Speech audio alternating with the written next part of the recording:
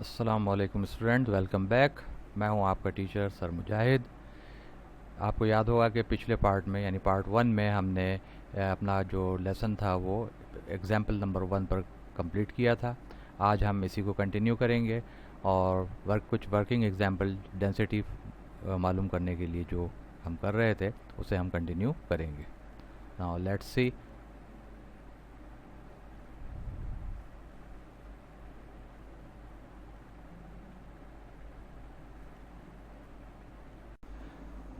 Another example, example number 2. Find the mass of water to fill a tank of 4 cubic meter. Density of water is 100 kilogram पर cubic metre.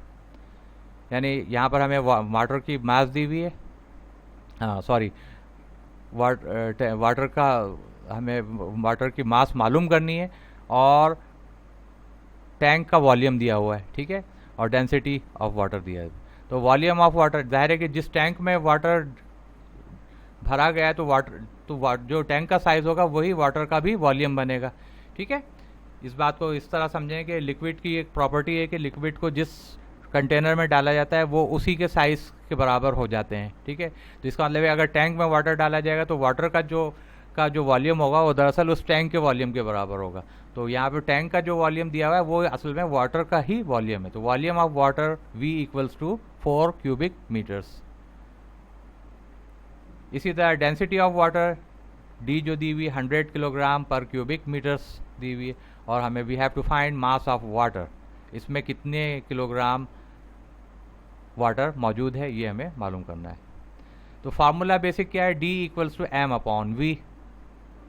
अब इसे हम अगर convert करते हैं तो हमें ज़ाहिर है कि मास जो मालूम करनी है वो इक्वेशन के राइट हैंड साइड पर है।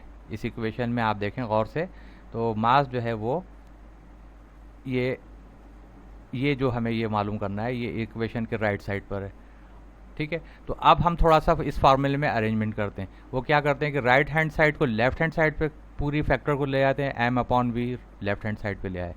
ये इक्वेशन का इक्वलिटी साइन इक्वलिटी बराबर रहा, ठीक है, और ये D जो है राइट हैंड साइड पे ले गए, ओके। तो ये जो है हमने एक काम किया।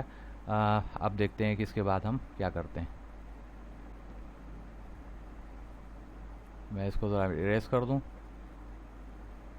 नाउ नेक्स्ट स्टेप में देखिए, अब ये जो राइट हैंड साइड पे M है, लेफ्ट हैंड साइड पे जो M है इसे हमें मालूम करना है और अपॉन में क्या है, V है।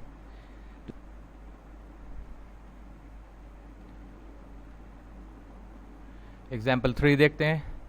A bottle contains some petrol in it. If the mass of petrol is 800 grams and the density of petrol is 0.8 grams per centimeter cube, find the volume of bottle.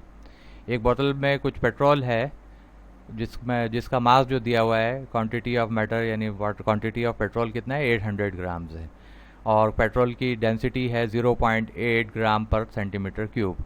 तो हमें इस bottle का volume मालूम करना। Again देखिए, bottle का volume मालूम करना है। असल में वॉल्यूम हम किसका मालूम कर रहे हैं, पेट्रोल का, और पेट्रोल क्योंकि एक लिक्विड है तो जितना पेट्रोल का वॉल्यूम होगा वही बॉटल का वॉल्यूम होगा। क्योंकि हम अगेन वही बात कि लिक्विड की ये प्रॉपर्टी है कि उन्हें जिस कंटेनर में डाला जाता है वो उसी की शेप भी इख्तियार कर लेते हैं और जो वॉल्यूम उस कंटेनर का होगा वही वॉल्यूम उस लिक्विड का भी बन जाता है। तो डाटा हमारे पास क्या बन रहा है, मास ऑफ पेट्रोल दिया हुआ है M equals to 800 grams, density of petrol दी हुई है 0.8 grams per centimetre cube, and then volume of bottle हमें we have to find. Now formula again basic formula D equals to M upon V। अब यहाँ पर हम इसको दोबारा अरेंज करते हैं इस फार्मूले को। तो देखिए, ये जो V राइट हैंड साइड पे अपॉन में है ये मल्टीप्लाई हो जाएगा लेफ्ट हैंड साइड पे आके, तो dV is equal to M। तो अब अगर हम, क्योंकि हमें मालूम क्या करना है, V वॉल्यूम मालूम करना है, इस V को अकेला कर दें तो ये मल्टीप्लाई में जो D था, डेंसिटी थी, वो इक्वेशन के राइट हैंड साइड पे जाके अपॉन में आ जाएगी। मल्टीप्लाई का उलट क्या होता है, डिवाइड, और डिवाइड का उलट क्या होता है, मल्टीप्लाई, ठीक है। तो ये एक दूसरे के इन्वर्स हैं। तो एक चीज़ जो राइट हैंड साइड पे मल्टीप्लाई है तो दूसरी साइड लेफ्ट हैंड साइड पे ले जाएंगे तो वो डिवाइड हो जाएगी, और अगर एक चीज़ लेफ्ट हैंड साइड पे मल्टीप्लाई है वो राइट हैंड साइड पे ले जाते हैं तो वो डिवाइड में तब्दील कर देते हैं। ये जो है बेसिक अलजेब्रिक मेथड्स हैं, और उम्मीद है कि आपको ये मेथड्स याद होंगे जो हमने क्लास 7 में भी कंसिडर किए थे। तो volume is equal to mass over density. Now calculations शुरू करते हैं by putting the values in the above formula. Formula कौन सा? Volume is equal to mass upon density. तो volume is equal to mass दिया हुआ है 800 ग्राम्स और डेंसिटी दी है 0.8। 0.8 से जब 800 को हम डिवाइड करते हैं, ठीक है, तो क्या होगा? 1000 हमारे पास आ जाएगा और क्यूबिक सेंटीमीटर। तो वॉल्यूम कितना निकला है इस पेट्रोल का? 1000 सेंटीमीटर क्यूब या cubic centimetre. That is the answer. इस तरह हम कन्वर्ट करते करते फार्मूले के हिसाब से कोई भी दो गिवन हमें क्वांटिटीज़ दे दी जाए इस फार्मूले में, क्योंकि 3 इसमें टोटल क्वांटिटीज़ हैं। क्या क्या क्वांटिटीज़ हैं? Density, mass and volume. कोई सी भी दो अगर हमें क्वांटिटीज़ दे दी जाए तो तीसरी क्वांटिटी फार्मूले को अरेंज करके हासिल की जा सकती है। इस तरह हमें आंसर मिल सकता है। Now summary. mass per unit volume is called density of a substance. 3 forms of density formula are, 3 forms हमने देखी हैं पहले। D is equal to M upon V, और इसमें यूनिट बनेगा ग्राम पर सेंटीमीटर क्यूब। सेकंड फॉर्म है mass is equal to density into volume, density multiplied by volume, और मास की यूनिट क्या बनेगी? ग्राम्स। और तीसरा फार्मूला बनता है volume is equal to mass upon density, और इसकी यूनिट क्या बनेगी? Cubic centimetre. ये फार्मूले अच्छी तरह याद कर लें और इन फार्मूलों को यूज़ किया जाएगा कैलकुलेशंस में। ये तीनों फॉर्म जो हैं are the most important form of this formula.